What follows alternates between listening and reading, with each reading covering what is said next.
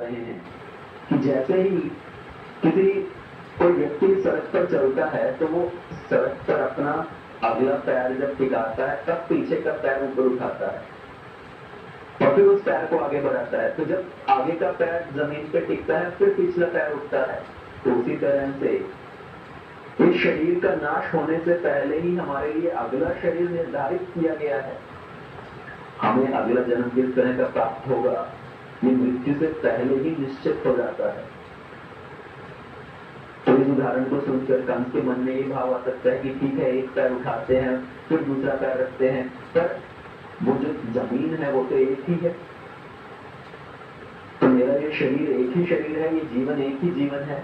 तो वसुदेव जी दूसरा उदाहरण प्रस्तुत करते हैं कि एक पेड़ के ऊपर किसी पत्ते के ऊपर जो एक कीड़ा होता है, तो वो एक कीड़ा जब एक पत्ते से दूसरे पत्ते की ओर जाता है तो पहले वो दूसरे पत्ते के ऊपर अपने आगे के पैर टिकाता है, फिर उस पहले पत्ते को छोड़ता है।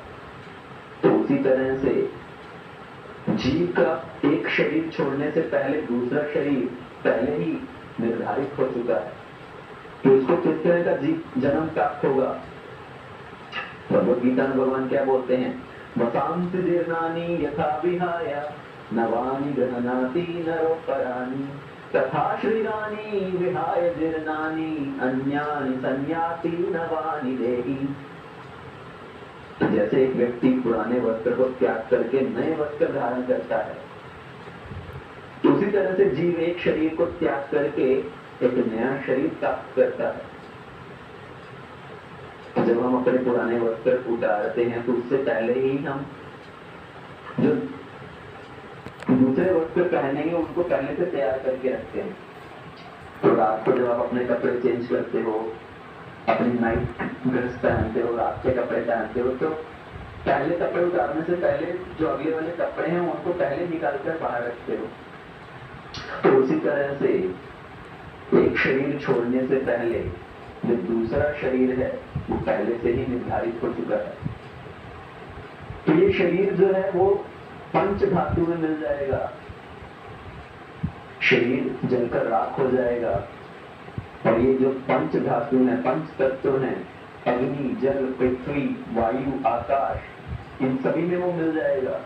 पर उससे पहले जो आत्मा है उसके लिए दूसरा शरीर पहले से ही निर्धारित है। इसलिए आप अपने हृदय में संशय मत करो कि ये जीवन ही एकमात्र जीवन है। आपका अगला भी जीवन है, आप अपने अगले जीवन को सार्थक कीजिए। तो कंस फिर से जैसे अपना तर्क प्रस्तुत कर रहा हो कि ठीक है, अगला जन्म भी होगा, पर मुझे क्या पता मेरा अगला जन्म किस तरह का होगा।